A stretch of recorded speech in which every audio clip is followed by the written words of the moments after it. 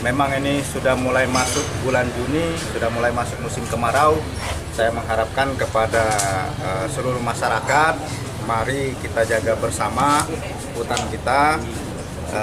Jangan ada pembakaran-pembakaran liar yang akan dampaknya merugikan kita semua tentunya. Dalam waktu dekat juga kami bersama Forkopimda nanti termasuk seluruh instansi terkait kita akan melaksanakan latihan penanggulangan bencana alam yang kita fokuskan pada karhutlah, sehingga apabila nanti terjadi sesuatu yang tidak kita inginkan tentunya kita sudah bisa mengantisipasi dan sudah tahu apa yang harus kita perbuat.